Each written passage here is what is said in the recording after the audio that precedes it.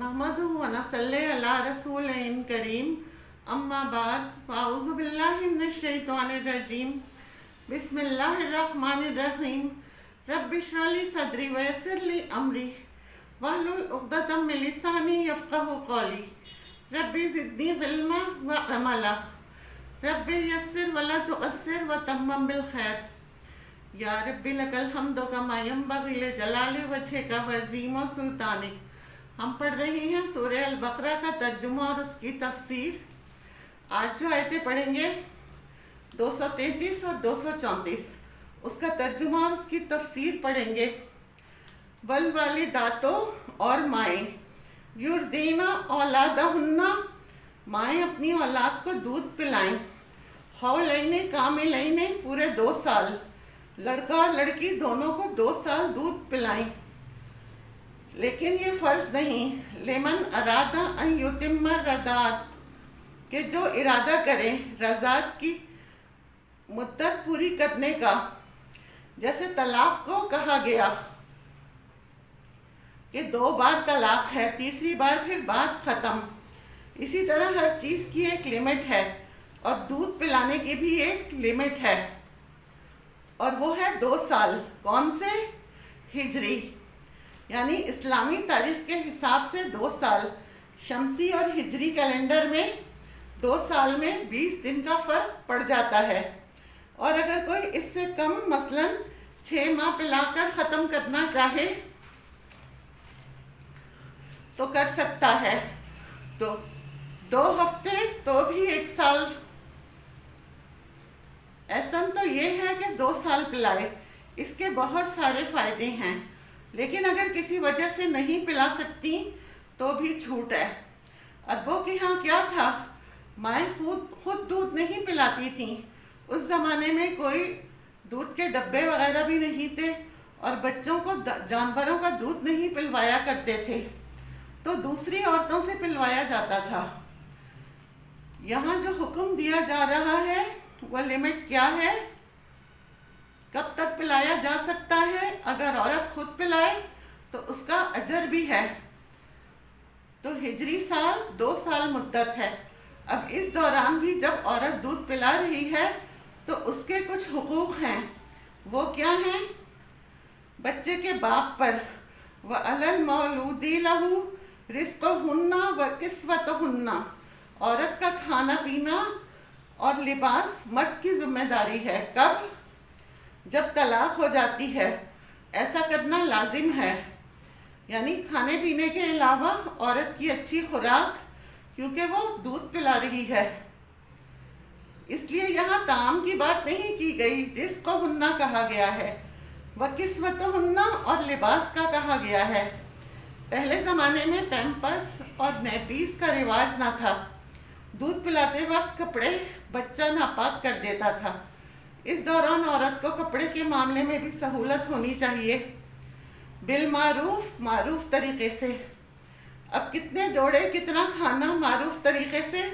ला तुकल्लफ़ु नफ्सुन इल्ला वुस्अहा, ना तकलीफ़ दी जाए किसी नफ्स को, यानी शौहर और बीवी को, दोनों में से किसी को भी नहीं, लेकिन इल्ला वुस्अहा, उसकी वसअत के मुताबिक। वसअत वाला अपनी वसअत के मुताबिक खर्च करे, और जिसके पास कम है उसे चाहिए वो उसमें से खर्च करे। अब ये ना हो कि आप दूध पिलवा भी रहे हो और फिर जुल्म भी कर रहे हो, क्योंकि बच्चा माँ की कमज़ोरी है।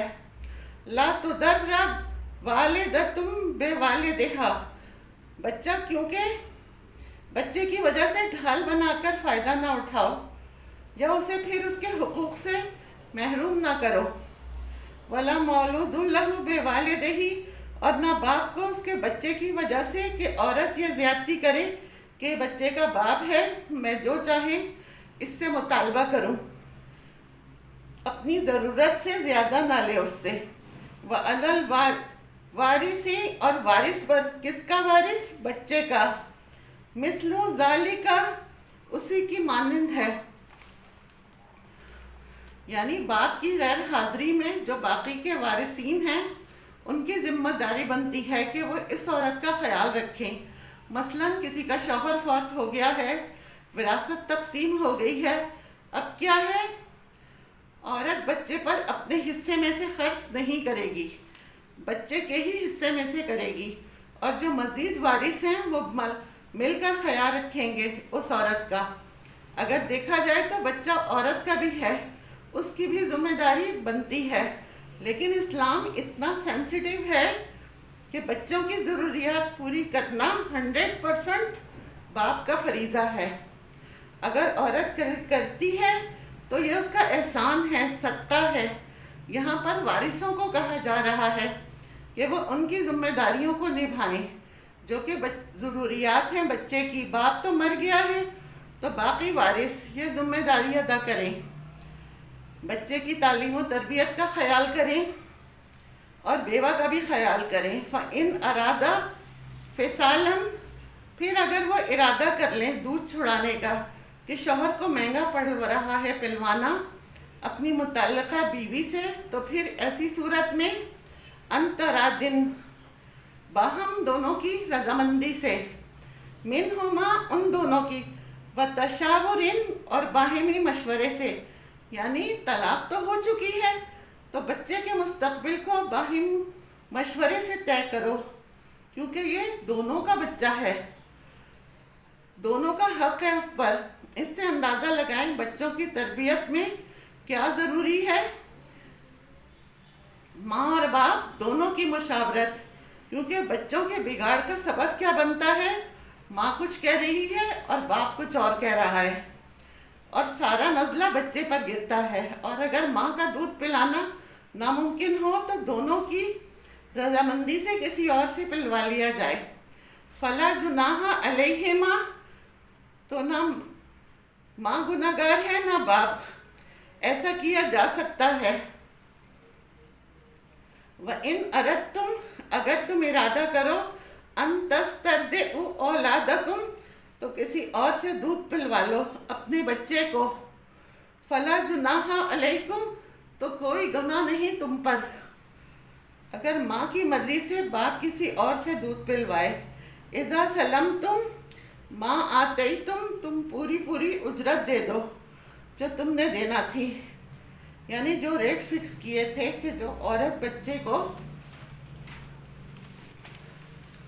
دودھ پلائے گی اس کو اتنا پیسہ دینا ہے کہ دن میں اتنی دفعہ، کیونکہ یہ تو اجرت پر ہوگی، اور جو تم نے طے کیا ہے وہ تمہیں دینا ہوگا بالمعروف، معروف طریقے سے، یعنی اس کے ساتھ زیادتی نہ کی جائے، ٹائم پر ادائیگی کریں۔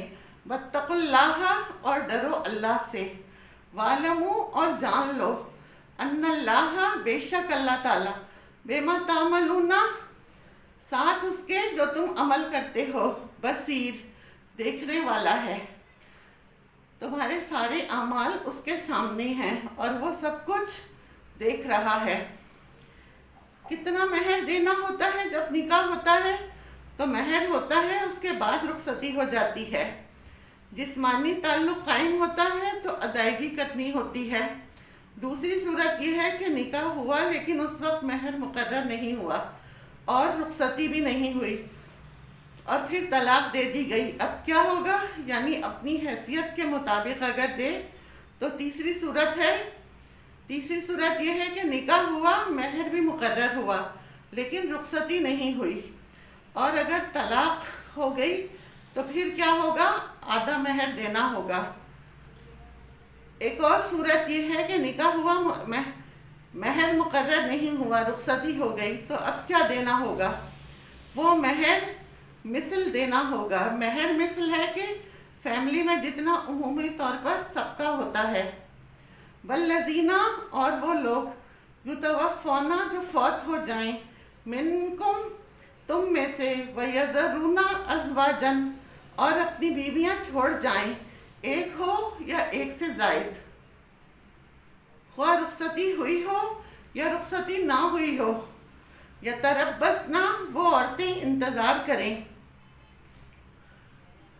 روک کر رکھیں، بانفسہن، اپنے نفسوں کو، یعنی اپنے آپ کو کنٹرول رکھیں، شادی نہ کریں، اربعۃ اشہر، 4 مہینے، و عشرہ، اور 10 دن، یہ عدت ہے۔ اس اس عورت کی جس کا شوہر فوت ہو جائے، خواہ رخصتی ہوئی ہو یا نہیں ہوئی ہو، اس سے کوئی فرق نہیں پڑتا۔ اس عورت کے لیے کیا حکم ہے؟ 4 مہینے 10 دن یعنی تقریباً 130 دن، جو 17 ہفتے اور 5 دن بنتے ہیں، اتنے دن وہ دوسرا نکاح نہیں کرے گی۔ اب جو عدت کا ٹائم ہے، اگر عورت پیگننٹ ہے تو اس کی پیگننسی واضح ہو جائے گی، کیونکہ حمل کے 16واں ہفتے عموماً بچے کی موومنٹ شروع ہو جاتی ہے، تو پوری طرح واضح ہو جاتا ہے، یعنی 100% یقین ہو جاتا ہے اس عرصے میں کہ عورت پیگننٹ ہے یا نہیں، کیونکہ اگر وہ پیگننٹ ہے جب تک ڈیلیوری نہ ہوگی وہ شادی نہیں کر سکتی، اور یہ قمری مہینے ہوں گے ہجری کیلنڈر کے۔ عورت کے لیے شوہر کی وفات ایک بہت بڑا صدمہ ہوتا ہے، اور صدمے کے اثرات دور کرنے کے لیے اسے ایک وقت چاہیے ہوتا ہے، اسپیس چاہیے ہوتی ہے۔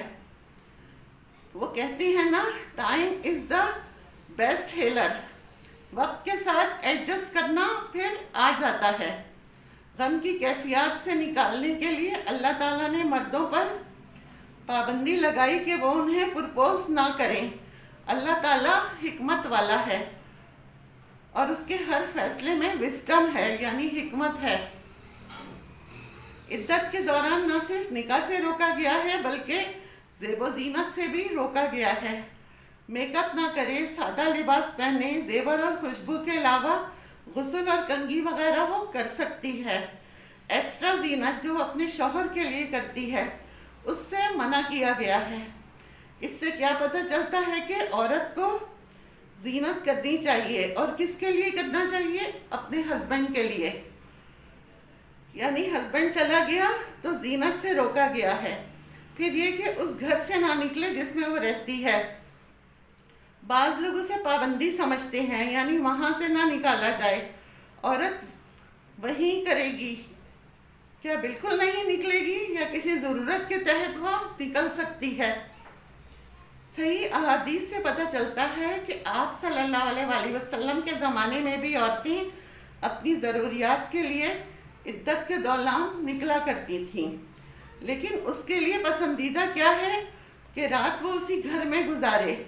ضروریات میں کیا کیا چیزیں آ جاتی ہیں؟ مثلاً ڈاکٹر کے پاس جانا ہے، یا بینک جانا ہے، یا کوئی کورٹ کیس ہے، اگر بچے چھوٹے ہیں اور کوئی سامان لانے والا نہیں ہے ان کی ضروریات کا، تو نکل سکتی ہے۔ اگر کہیں جاب کرتی ہے تو دیکھا جائے گا اسے چھٹیاں مل جائیں گی۔ اگر نہیں ملتی، کیونکہ اسلامی ممالک میں بیوہ کی عدت کی چھٹی دی جاتی ہے اور سیلری بھی دی جاتی ہے۔ بعض جگہوں پر شوہر کی سیلری بھی 4 مہینے 10 دن یعنی عدت کے دوران تک دی جاتی ہے۔ اگر کوئی دوسری صورت نہ ہو اور مجبوری حائل ہو تو جاب بھی کر سکتی ہیں، حدود کے اندر رہتے ہوئے۔ اگر وہ پڑھ رہی ہیں اور ایگزام ہے تو وہ اپنی تعلیم کے لیے جا سکتی ہیں۔ یاد رکھیں، یہ عدت کسی جوان لڑکی یا کسی خاص عمر کی خواتین کے لیے نہیں ہے، یہ تمام لوگوں کے لیے ہے، تمام عورتوں کے لیے، چاہے کوئی بالغ ہے، چاہے رخصتی نہ ہوئی ہو، چاہے بوڑھی ہے، سوائے حمل والیوں کے لیے۔ اگر ڈیلیوری جلدی ہو جاتی ہے تو یہ جلدی ختم ہو جائے گی، اور اگر ڈیلیوری 9 مہینے کے بعد ہوتی ہے تو 9 مہینے اس کی عدت جاری رہے گی۔ فَإِذَا بَلَغْنَا أَجَلَهُنَّ، پھر جب وہ اپنی مدت کو پہنچ جائیں، یعنی عدت کا وقت مکمل ہو جائے، فَلَا جُنَاحَ عَلَيْكُمْ، تو تم پر کوئی گناہ نہیں۔ کس پر؟ عورت کے ولی پر، باپ، بھائی یا چچا پر، فیما فعلنا، اس معاملے میں جو وہ عورتیں کریں، فی انفسہن، اپنے نفسوں کے بارے میں، یعنی ایک کنواری لڑکی کی نسبت بیوہ کے پاس اختیارات زیادہ ہوتے ہیں۔ کنواری لڑکی کا مکمل اختیار اس کے باپ اور بھائی کا ہوتا ہے، لیکن ایک بیوہ جو ہے اسے بہت سے ڈیسیجن اپنے بچوں کو سامنے رکھ کر کرنے پڑتے ہیں، تو کیا کہا کہ وہ اپنے معاملے میں پھر وہ فیصلہ خود کرے، بالمعروف، معروف طریقے سے۔ تو عالیہ پر گناہ نہیں ہے۔ گناہ کیا کب ہے؟ اگر عورت معروف طریقے کے بجائے منکر طریقے سے کرے، کوئی غلط طریقہ اختیار کرے۔ واللہ بما تعملون خبیر، اور اللہ ساتھ ہے اس کے جو تم عمل کرتے ہو، وہ خبر رکھنے والا ہے۔ یہاں پر صرف احکامات ہی نہیں دیے جا رہے، بلکہ دور جاہلیت کی بیہودہ رسمی کو بھی ختم کیا جا رہا ہے۔ دور جاہلیت میں بیوہ کی عدت 1 سال تھی۔ 1 سال تک نہ وہ گھر سے نکلے گی، نہ حتیٰ کہ اسے نہانے، کنگھی کرنے، اس چیزوں کی بھی روکا جاتا تھا، جس کی وجہ سے اس کی حالت جانوروں والی ہو جاتی تھی، اور عدت کے بعد بھی وہ لوگ اسے دوسرے مال کی طرح وراثت کا مال سمجھ لیتے تھے۔ اسے فیصلہ کرنے کا کوئی اختیار نہ تھا۔ یہ اسلام نے آ کر اسے آزادی دی۔ پہلے تو شوہر مالک تھا، اب اس کے کئی مالک بن جاتے تھے۔